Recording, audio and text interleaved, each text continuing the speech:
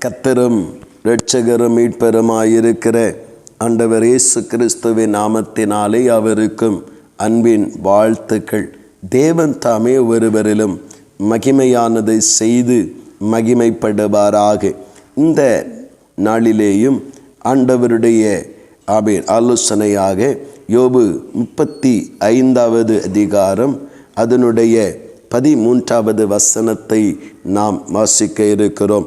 தேவன் வீண் வார்த்தைகளுக்கு செவிகொடார், சர்வ வல்லவர் அதை கவனியார் என்று சொல்லப்படுகிறது. தேவனுடைய பிள்ளைகளே, ஆண்டவருடைய சமூகத்திலே நெருக்கத்திற்குள் உட்பட்டிருக்கிறதான இந்த யோபுவுக்கு சொல்லப்படுகிற எலிகூனுடைய ஆலோசனைகளை நாம் கவனித்து பார்க்க வேண்டும். காரணம், நெருக்கப்பட்டிருக்கிறோம் அல்லது தாழ்விடங்களிலே இருக்கிறோம், சோதனைக்கு உட்படுத்தப்பட்டவர்களாக நாம் இருக்கிறோம் என்கிறதற்காக நாம் எதை ஆண்டவரிடத்திலே சொல்லி ஜெபித்தாலும் நமக்கு பதில் தருவார் அல்லது ஜெயம் தருவார் என்று அது நாம் எடுத்துக்கொள்ளக்கூடாது.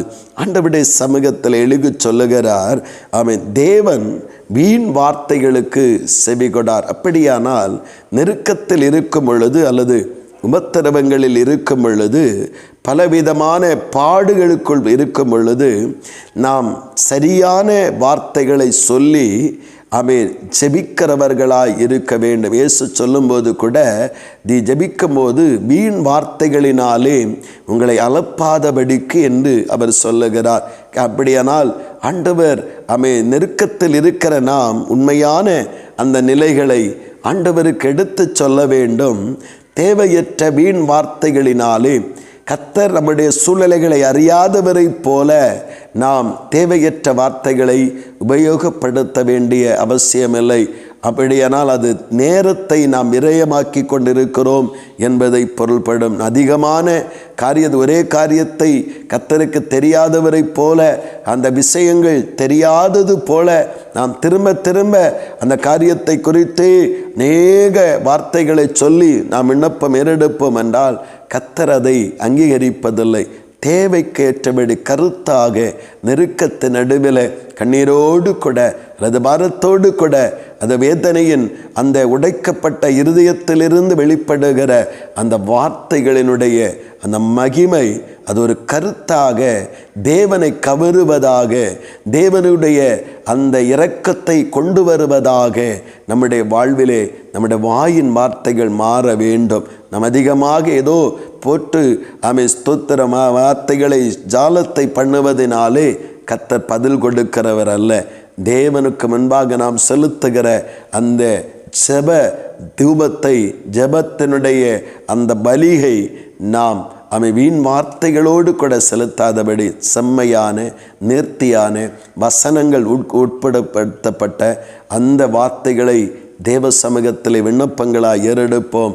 தேவ சமூகத்திற்கு நேராய் கொண்டு வருவோம். கர்த்தராகிய தேவன் நம்முடைய ஒவ்வொரு விண்ணப்பங்களுக்கும், ஒவ்வொரு செய்கைகளுக்கும், ஒவ்வொரு ஆண்டவரை எதிர்பார்த்து காத்திருக்கிற ஒவ்வொரு நிகழ்வுகளுக்கும் வேண்டிய பரிபூரணமான பதிலையும் பலனை தந்து தேவன் நம்மில் மகிமைப்படுவாராக, நம்மையும் மகிமைப்படுத்துவாராக. ஆமேன், ஆமேன். செபிப்போம். அன்பின் ஆண்டவரே, நல்ல இந்த காலை நேரத்திற்கு ஸ்தோத்திரப்பா.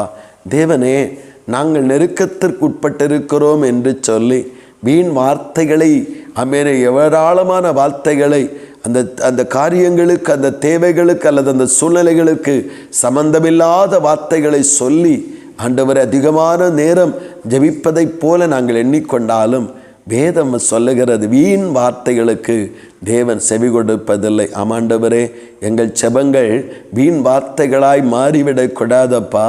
எங்களுடைய ஆண்டவரே தேவ சமூகத்திலிருந்து செலுத்தப்படுகிற ஆண்டவரே அப்பா ஜெபத்தின் வார்த்தைகளும் துதியின் வார்த்தைகளும் வீணானதாய் மாறிவிடக்கூடாது.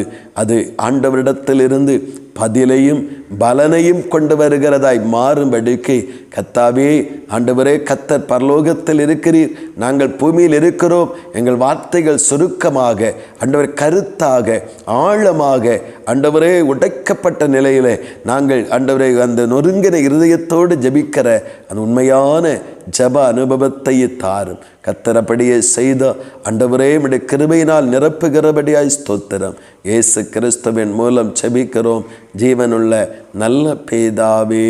ஆமேன், ஆமேன்.